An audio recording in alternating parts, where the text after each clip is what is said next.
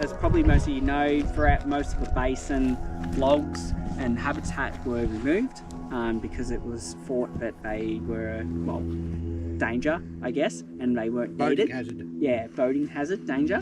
But there's been a whole range of research, and one of the key research that was undertaken was a small section of Murray River below Yarrawonga Weir. It was over 100, 200k, and it was done over 10 years, where New South Wales Fisheries and the federal government placed a whole range of habitat through there. Like I think there was 2,000 to 2,500 logs, and they placed in all different areas. And then there was a research team that went through and undertook research every year and tracked the native fish population, and they found an increase by 10% every year over 10 years. So after 10 years, it was 100% increase in native fish.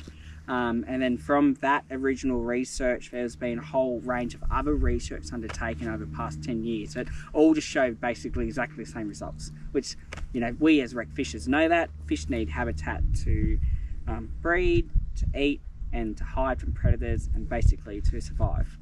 So one of OzFish's main projects we undertake, especially in the freshwater scene, is, you know, installing habitat. Unfortunately, we sometimes it's not done as quickly as what we would like. Most of that is for backlash from permitting and the like, but we're, like, Andy and I work at OzFish obviously, and that's for our kind of day-to-day stuff, working alongside the likes of, you know, water managers, state and government agencies, CMAs, trying to make that process easier, I guess, and to show the benefit. A lot of the people now know the benefit of re-snagging, and slowly it is getting better, and hopefully in the near future we'll be able to, you know, install more logs so more fish can be caught. But one of the things now, because, and you know, having a storage site is a good sign, because there are organisations who now see the benefit of that, and, you know, they're having open conversations with the like of OzFish about when they find suitable habitat, they can store it. And it means that when funding is available and all the permits are put into place, we can, you know, install it. Because the last thing we want is for all these projects to start getting approved and then we run out of logs and we're like, oh my God, because obviously, you know, these logs don't appear. They're sometimes hard to find. And then one of the conditional things about this is when we first started doing the project here at Lake Eppalock, we had it when it was down lower than what it is now. So the original project was to install all this habitat. Would have been so much easier. With an excavator and truck, and just put it straight on the ground before it fills up, and then secure it to the floor of the lake beforehand. So we started getting everything involved. We then went to OzFish and asked them to help us out. Because, like, I'm president of the Midland and North Central Angling Association, so we represent all the fishers in Victoria. So this was OzFish come aboard, gave us a hand, started, and then the lake filled up.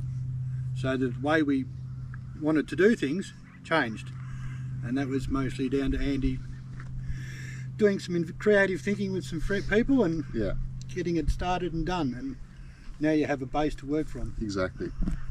So yeah, so basically when we undertake re-snagging projects in creeks, rivers and lakes, the technique varies. As Sean mentioned before, the most used or common practice is an excavator going from the bank, put a log in. Once a log gets put in, there's called pins, so essentially a straight log that gets put onto a vibrating head, and that's pushed into the surrounding the log. So usually put 3 pins above or upstream, and then 2 pins below. So essentially means that if any water or anything hits that log, it will not move. If pinning is not an option, the second option is to put large rocks onto there, naturally found within that area, and that again creates, you know, that additional weight and additional habitat, that complex habitat that native fish love. Those two techniques are, like I said, commonly used. You can also, if you've got large rivers, so I'm based in Mildura, a lot of the work I do is in the Murray, you know, 100 metres wide. We get a barge, put a excavator on the barge and undertake that. We're now moving towards putting large logs into deep holes at 4 or 5 meters deep, and then placing rocks on top of those logs from the barge. We're just moving away from the bank to get away, essentially. Stop any erosion and stuff like that. Yeah. The other technique, which Andy will speak about in a second about what we do here, is that other technique that you can use for lakes with that water level that fluctuates. So you can basically pin a habitat onto another piece of habitat. Other ways, you can actually use divers and get divers to go down with a log, and then you put a chain over it and then put 2 pins in, so basically it doesn't move. But what the biggest thing which we find from a permanent agency is that hazard. Like, obviously, if it's a water body, it gets used by swimmers, canoers, jet skiers, skiers, whatever. The last thing a permanent agency want is for another water body to hit a log that we put in, because then it becomes an insurance risk and we're liable. So they can basically take OzFish to court, and we obviously don't want that, and the permanent agency doesn't want that. So what we do, the first point of call is basically try to determine ways where it has the less hazard, I guess, for other water bodies, or other water users, sorry. Yep. The smallest risk assessment. You'll see tonight when Andy does his presentation, the one we've done up at Rocky Point, boat ramp, where we've pinned it. Most of the timber went into 35, 40 plus feet of water. In Point King? Yeah, Point King, yeah. And these were tethered to existing timber. So you've got the existing standing trees. These are pinned to the bottom of those. Yeah. So we reduce the risk and hazard to anyone unless the water gets down really low, where it's almost down to the existing river, and the only time it'll be a hazard. But even then, you'll still be able to see. So one of the biggest problems with this, or challenges with this project, was, as Sean was saying, the original conception was, when it was originally concepted, the lake was at low levels. We could just reverse in, dump some logs, pin them down, drive out, and then eventually the water would fill up. The issue that we had, obviously, since it started, the lake went from basically 20 to 100%? 36 to 36 108 or 9. Yeah. So the areas that we chose, we were dealing with around 10 to 15 meters of water. So we had to come up with a new methodology, as to how to deploy the logs in deep water, and deploy them in a way where, if there were to be a flood event in future, we could have them secure. One thing we sort of shied away from, but we were considering it, was the use of concrete blocks. So we're looking at concrete blocks as a means to anchor logs down. Only issue with that is the cost is greater, first of all. Second of all, we wanted to use natural materials, as many natural materials as possible, rather than artificial. Even though we did use some artificial materials, majority of it is all natural. So we tried it, that was our sort of backup, thinking, all right, worst comes to worst, we'll use concrete, but let's try to think of a new method. So the way we did it, and it's extremely hard to visualize, so that's why I've got a really cool photo and stuff you guys can see tonight. Yeah, it's really, really good in person, believe me. Yeah. What we did was we picked what we called an anchor log, so a log that we knew was going to sink, which we didn't know was going to sink. We had to pick one out of the 70 that we put in. So we picked a log that would sink, called that an anchor log. And what we did was we connected 30 meters of stainless steel cable. We bolted it to the anchor log, and then on the other end of the cable we had a float buoy. It's like a marker buoy. So we'd go out, we'd barge out the anchor log to the location where we wanted it to go, and then we'd release it from the barge. So the log will sink, and the float would keep the cable wire onto the surface. So we've basically got a zip line going from the surface down to the log. What we didn't want to do was have 1 or 2 logs randomly put anywhere. We wanted to do a log jumble. So it looks basically like this, but underwater. Pile, yeah. What that does is create a hell of a lot of complex habitats and little nooks and crannies for the stocked fish to hide and to go and to, it's better habitat than having one singular log. So we came up with a method to basically zip line the rest of the logs down to all fall in the area that we wanted them to. So we'd go through and pick a few logs, and what we'd do is we'd bolt about 1/2 meter to 1 meter of chain, and we'd use that as a tether. We'd chain 2 or 3 logs together, and then we'd barge them out to where the buoy is, and then we'd slip the stainless steel cable through the eyelet of the chain, and then drop the logs. So we'd have someone holding the steel cable, and then basically 3 or 4 logs at a time would fall down to that one anchoring log. And that way we could sort of pinpoint exactly where the logs were going to go, instead of just sort of chucking them over the side and hoping they land. So once we got about 10 to 15 logs down one area, what we'd do is we'd send divers down and chain the other end of the cable to a tree, and then chain it off. That way, one of the concerns with Goulburn water when we were developing this project was, if there's another flood, how do we know the logs aren't going to move? And that was the best way we could assure them that, you know, if the trees are still standing after the major floods, surely that, you know, if another flood comes through, there's enough sort of, the trees are robust enough to hold the logs in place. So we sort of chained them together to the tree. Big trees. Big trees, yeah, massive trees. Some of the trees are 20, 30 metres. Some of the trees have been there 50, 60 years. They've been there a long time, but they're still solid. Yeah, so they're still, and they're big trees. So we did that at a few locations around the boat ramp, and yeah, it worked really well. We originally were designed to do 50. We did 70. Yeah, and we did 70 because we just created efficiencies through that. So we did one round, we did 50 in the first round, and then we thought, shit, we've got a bit more money left over. Let's go back out and do some more. Is that 50 different piles, or? No, so 50 individual logs. Oh, yeah. So Yeah. some of the logs might be only as small as this, but some of them are, you know, three-quarters of that size there, or like those round ones just there. Yeah. They are big ones. If you put them together, if you ever go out to Point Kings boat ramp, pretty much the trees straight out from that. Put your sounder on and have a look. You'll see the tree, the bottom, and then just a big pile of timber. Big pile of timber, yeah, around each tree. And I've got some sounder images I'll show you guys tonight of what it looks like. And it worked really well. And that method had been approved by Goulburn Water. The CMA, Peter Rose from the CMA was all over it, came out. We sort of worked together on it as well. So came out, yeah. it's a new method that we can now apply to multiple lakes around sort of the Central Vic area, those family-friendly fishing lakes. And things like that, where the fisheries have a large stocking program. So one of the whole idea for this project was to facilitate the stocking that the fisheries do, because we all know, you know, we can stock as many fish as we want, but if we don't have the habitat to support it in the waterway, they won't grow, they won't do good. So it goes hand in hand. And I think fisheries have stocked like over 800,000 fish in Lake Eppalock this year, last 12 months. There you go. So over a few years. Yeah, millions. well, I deal with fisheries quite often, and that, and I help with the stocking programs as well. And partly is also with VR fish, so I see all sides of things. I'm involved with other projects with CMAs as well. So we'll be doing re-snagging in rivers and things like that as well. So yeah. So through this project we've developed a new method.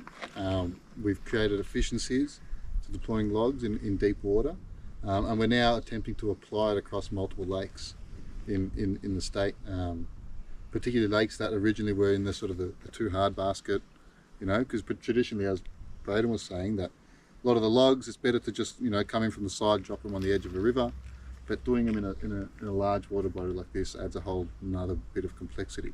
But through this project, yeah, we've managed to streamline it and come up with a good method that Goulburn Water are happy with, the CMAs are happy with, and everyone seems to be happy with. So, yeah, we're wanting to apply it over a few lakes around the state, which will be good. Yeah. Is there more planned for Lake Eppalock, or? We want to. Yes. Yeah. It all depends on funding. Yeah. The biggest thing is just getting funding to do a lot of this work. Fisheries have been absolutely amazing in giving us funding. They funded this project, so this is your license. this is part license from the fees. RFL grants. Yeah. So Yeah. fishing licenses pay for this. Yeah. So these are your fishing licenses sort of pay for this type of work. And they want to promote more habitat and things like that. So yeah, we've got a few lakes earmarked. Lake Eppalock is always a lake that we want to come back to and do. You're currently working on? Currently working on Upper Coliban Reservoir and Waranga Basin as two recipient sites for these logs. And we have other projects in mind. Sean's got a list of about 2 pages of areas that he wants to do. So there's no shortage in lakes and areas that need habitat. We all know that. It's just, yeah, the biggest hurdle is getting the funding now at this stage. Yeah. Some of the places are big places like Eppalock, Cancarran, and places like other places are smaller reservoirs where it's just a basin. where it needs habitat. Yeah. Where it might only take 10 or 15 grand and we can put in 20 or 30 logs and that be it. Exactly. Just small projects like that. But the plan is over the next, well, my plan is over the next 20 years is to have nearly every lake within central Victoria have timber put into it in some way, shape or form. Whether it just be logs like this, fish hotels. We're also looking in the future about replanting water plants and things like into the waterways and that.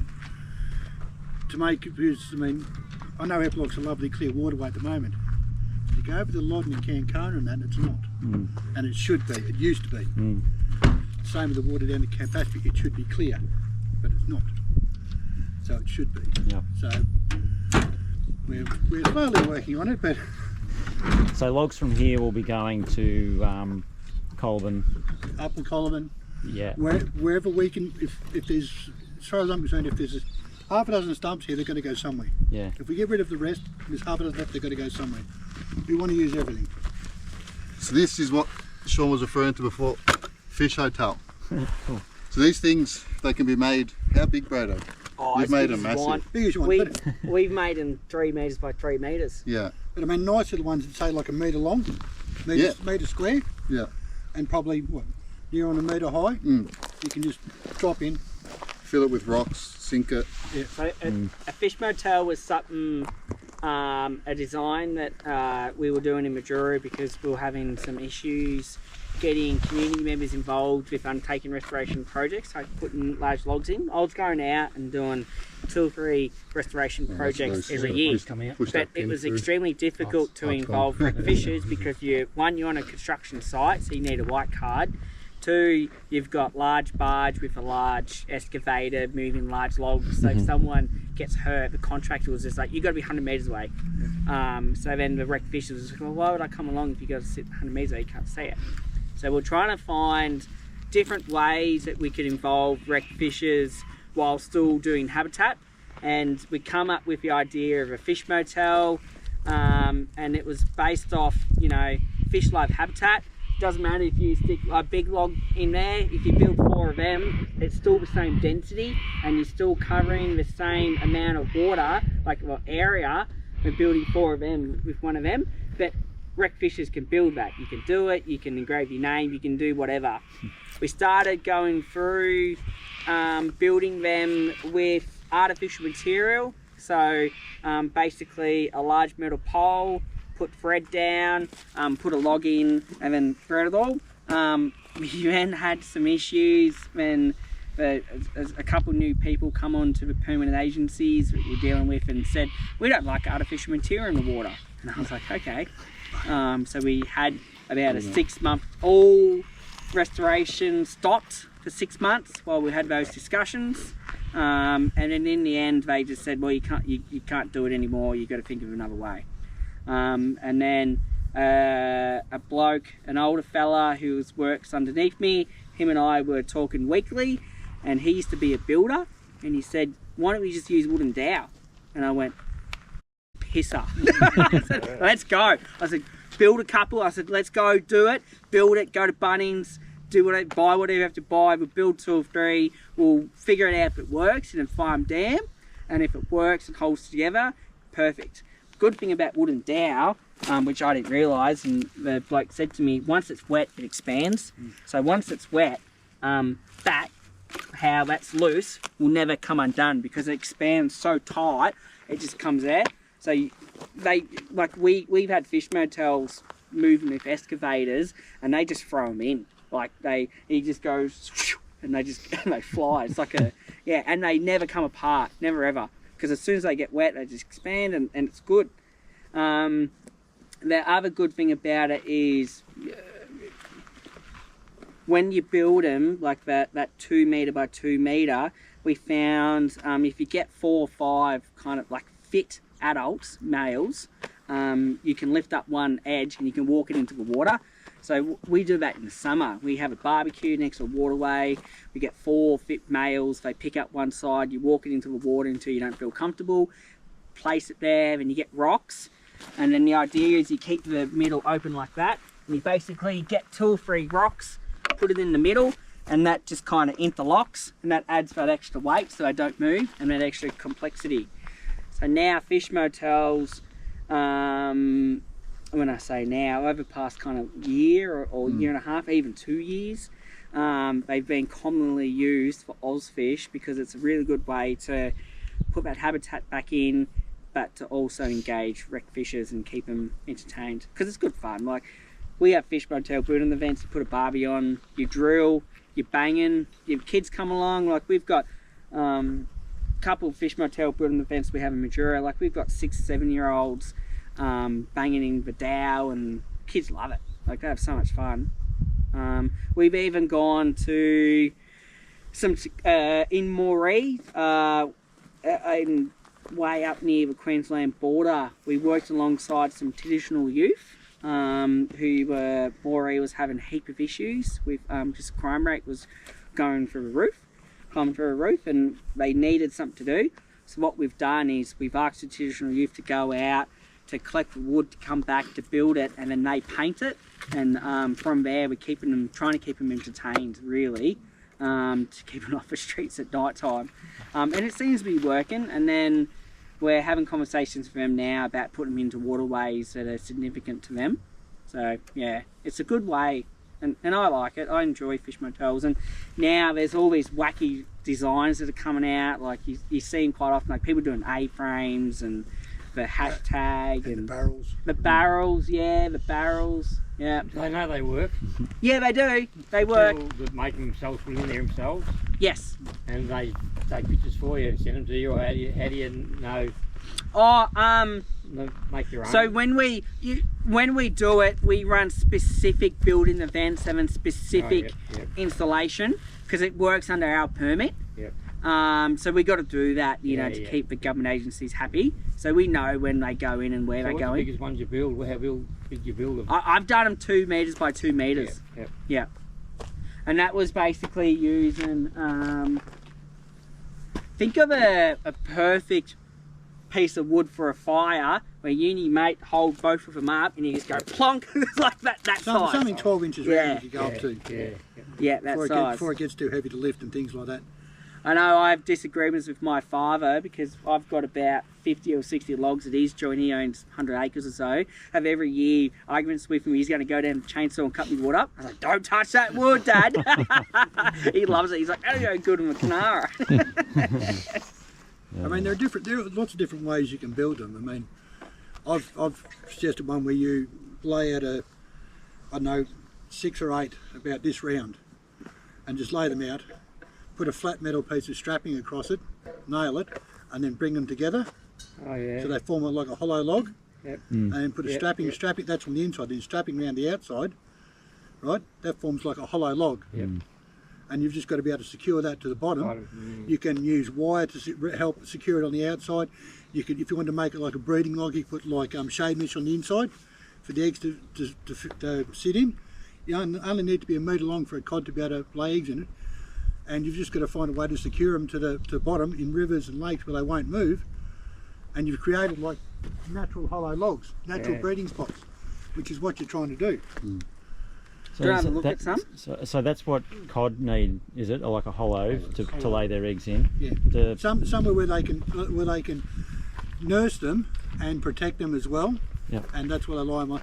If you ever go up to Arcadia or up to Snobs Creek, the ones they use at the moment are pentagon shaped, so 5-sided for breeding, and they're just lined with like very fine shade mesh. Yep. Cod go in, lay their eggs, male comes in, fertilises. A couple of days later they'll take them out into the hatchery. Right. But if they're in naturally, slow flowing rivers and stuff like that, the cod will nurse them and that until they hatch, and then they're on their own. So is this sort of thing used for fish breeding as well? You could, yes. That's more a structural habitat. Breeding's more, like I said, they need hollow logs.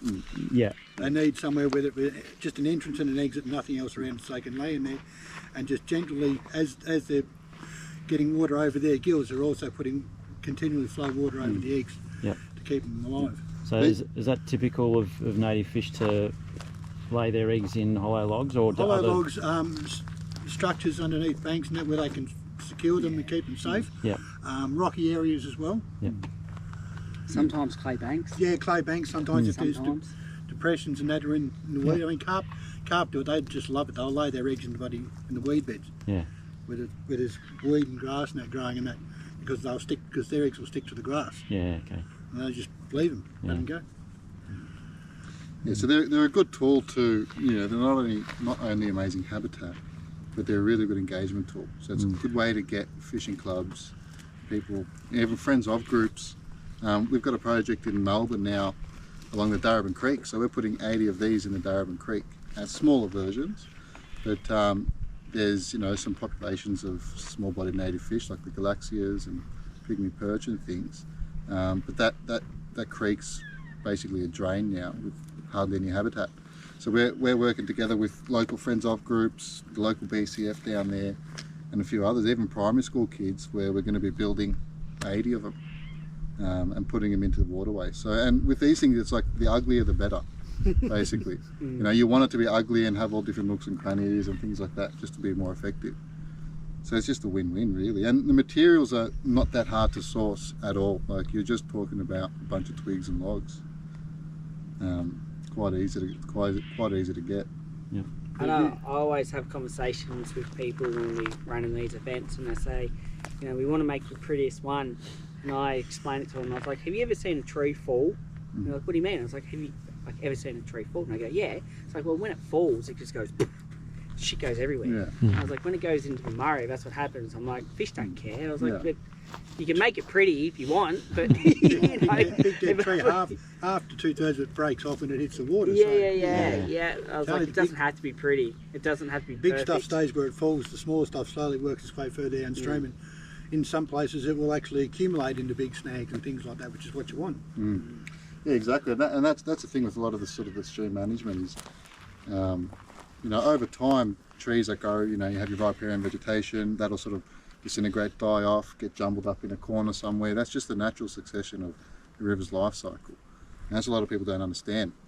When you lose that riparian vegetation and that in-water habitat, changes the whole river system, even further downstream, upstream, everything.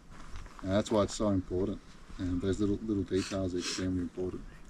Do you want to go for a walk and have a look at some of the logs? Do you want to show what type of logs you actually put in to Eppalock? So yeah, the logs, what we did, initially we had a 30-ton excavator here. Way too much overkill to the max. But it worked really well. It was really good. So and I'll show you guys videos of this tonight, but we basically, myself and some of the chapter members, we've got a local chapter called the Campaspe Ludden chapter. Sean's an executive. No, I'm just a member. Oh, you're just a member? The biggest president treasurer aren't here, so it's million. So the president, They'll be there tonight. they'll be there tonight. So we've got a very active chapter where these guys are the guys that sort of spearhead a lot of this work and run these events and types of things. So we make them sure they do their job. Exactly, they're the ones that are on my ass all the time and constant email. But we all came out here. Initially we sort of spray painted what we wanted. We did a sort of a purple mark on what we wanted. But then we came out here on the day, and I was just basically walking in front of the excavator, just pointing, like, yep, that log, that log, that log. What I was looking for was a mix of hollow, so something like that was ideal. But I was also looking for something very complex, and the root balls. So what you got some long ones with a bit of a root ball. Yeah. To mix it up with ones that do have. Yeah. Like for this, but a bigger root ball. Yeah. Yeah, so this is a prime example of what a root ball is, basically the bottom of the tree. So you'll have this sort of that soil line that'll come to around here. Then underneath you've got that big expanse of roots and thick timber. And that's what we wanted. That's what provides the most complex habitat. Like a smaller version of that. That's that bloody end root ball. Which one? That one? No, this one just here behind you. I can't even see it. No, that's right. Oh, that one? Yeah. Yeah, just a slightly smaller version of that. Exactly. About a third of the size of that we could handle and put in place. So you can see like all these little nooks and crannies and things like that the fish love. But when we piled multiple on top, we'd have a whole bunch of these sort of root balls sticking out, some upside down, some leaning on each other. And that's what I was trying to look for. So really there's a lot of people think, oh, it's, you know, scientific method, and end of the day, it's just getting timber in the water, and you're trying to look for the most complex timber you Like can. my whaler. Yeah, Where they get most of the fish. exactly. In Right the next, right, yeah. They get them in the rivers, but where they get them? Among the stumps. Like, well, this is basically my whaler if we were Yeah. under 2 meters of water. Yeah, yeah. This is what it would look like. And that's what we're trying to replicate, really. With those odd bits of timber on the root balls and stuff like that, they sit up, and then you can pile other stuff on top. So instead of it all being down in the bottom metre, some of them are 2-3 metres high, and it creates a different level of where you've got insects and like shrimp, yabbies and stuff in around the structures, as well as the small-bodied fish, and then you've got your natives around that as well. Yeah. Trying to create pocket little ecosystems in the lake where everything can survive. And a question comes up quite regularly when I talk about these types of projects, where the question comes up, oh, what happens when the lake goes dry and they get exposed? Well, so be it. It's just a natural process, really. Happens in the river system all the time. When you have a drought period, logs get exposed, they get moved, water comes back up again. It's just a natural process. So there's no, you know, it doesn't have to be that complex. You know, we don't have to move them or anything like that. It's just what happens naturally, and that's what we're just trying to mimic, basically. We also understand that this is not a natural water body; it's man-made as well. So we need to factor that in a lot of the things that we do. But basically, yeah, the area is void of habitat. There's so much stocking that goes in. We need that habitat in here to facilitate a lot of those juvenile fish. And it'd be good if we had something like this under the water in there. You know, that expanse would be a mecca for cod and Even yellowbelly. like over there, you've got those exposed banks. Yes, you've got rocks on them and things like that, and the rocks create a bit of habitat, but they're only 2 foot high. Yeah, We want to create something that's 1 metre high yeah, and at different stages down the bank, so the fish can then move, if they want to, from the shallow water deeper and deeper and deeper, and when it fills up, they can move back up yeah. to the different thermoclines and different feeding zones of the lake. So they're always, hopefully always feeding and breeding and that. Yep.